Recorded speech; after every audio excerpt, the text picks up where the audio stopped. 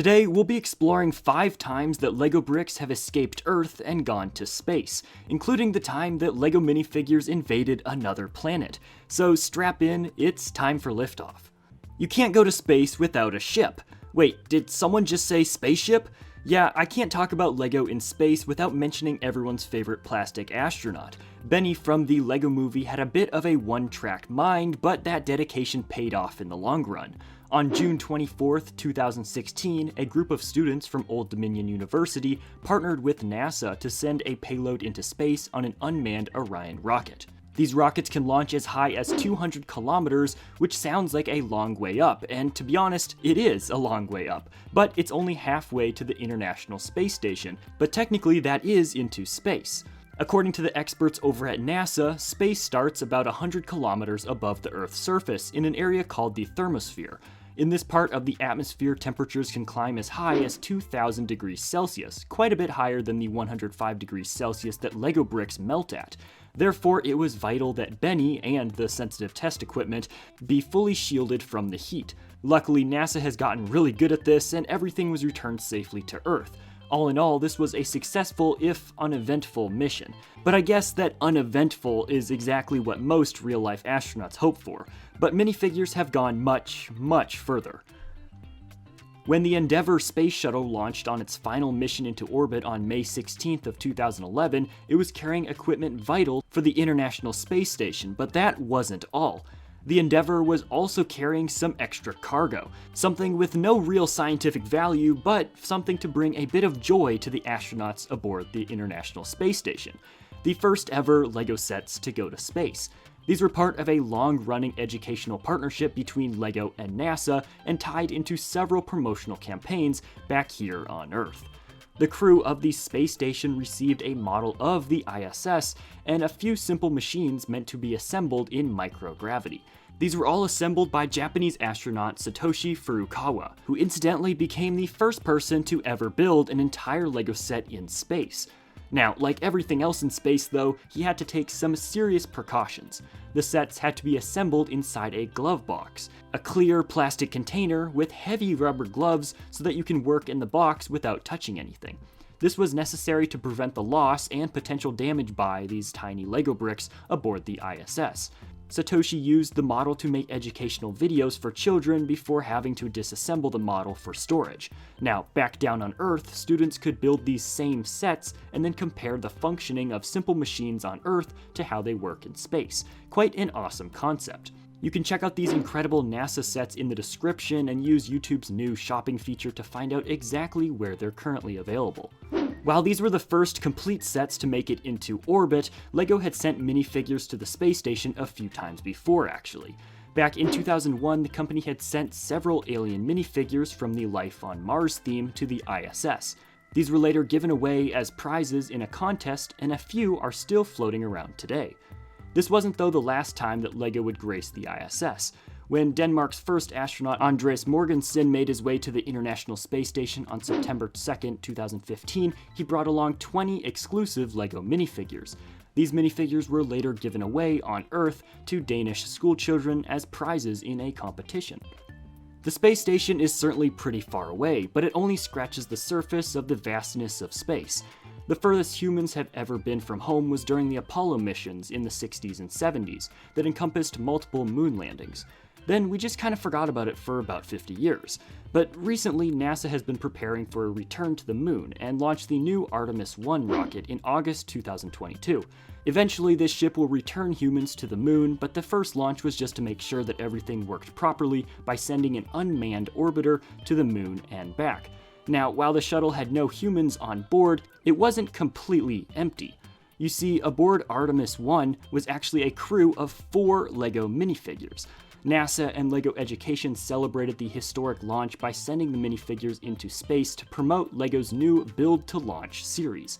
2 of these minifigures, named Kate and Kyle, are from the new LEGO Spike Prime sets, while the other 2, named Julia and Sebastian, are from LEGO City. All 4 of them are wearing unique orange spacesuits complete with the classic space logo. As a bonus, the new Rocket Launch Center set is based on the design of the new Artemis system.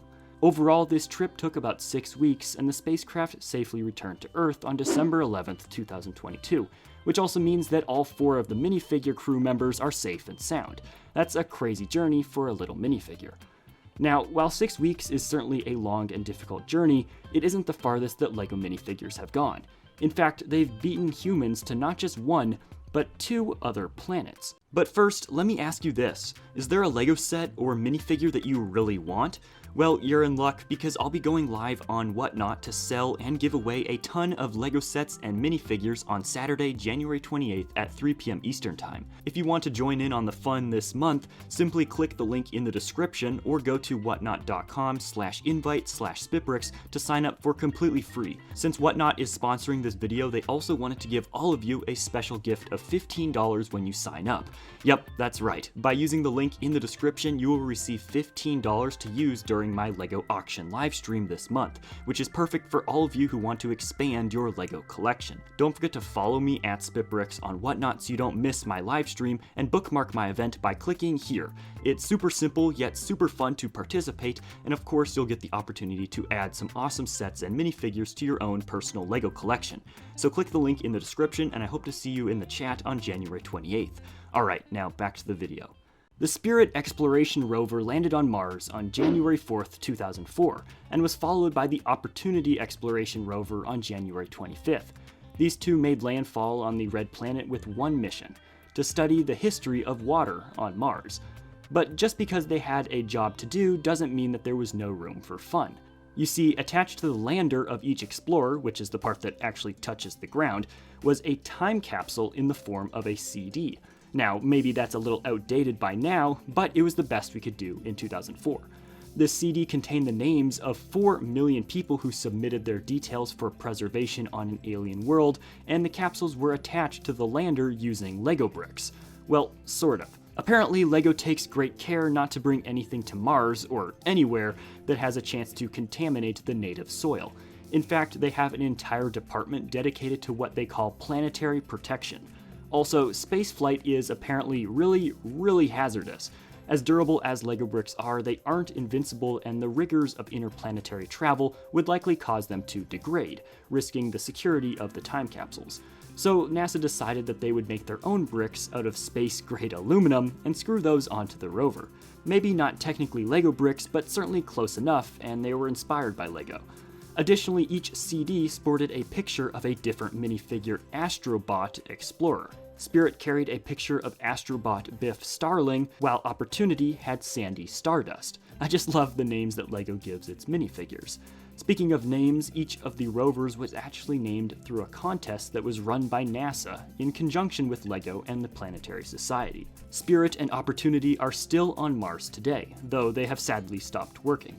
When they ceased operating in 2018, they had already outlived their expected lifetime by 20 times. Maybe one day we'll go there to grab those Astro minifigures and bring them home. They really do belong in a museum at this point. But even Mars is close compared to the next minifigure space mission.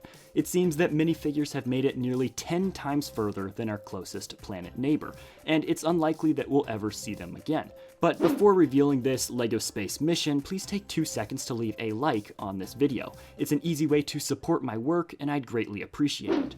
Now, on August 5th, 2011, NASA launched the Juno spacecraft with the goal of measuring Jupiter's gravitational and magnetic fields. Juno hurtled through the cosmic void for nearly 5 full years with its impressive array of incredibly advanced sensors before finally reaching Jupiter, and as you probably guessed, there was something else on board. That's right, 3 LEGO minifigures. They were models of the Roman god Jupiter, his wife Juno, and the famous astronomer Galileo, who was the first to view Jupiter's 4 largest moons. Much like the bricks sent to Mars though, these are not true plastic minifigures, but instead they're 1-to-1 scale replicas made out of space-grade aluminum, and each has its own accessory. Juno holds a magnifying glass to, quote, signify her search for the truth, while Jupiter himself holds his trademark lightning bolt. Galileo, who made several important discoveries about Jupiter, is traveling with his trusty telescope, so maybe he can even look back at Earth during his journey.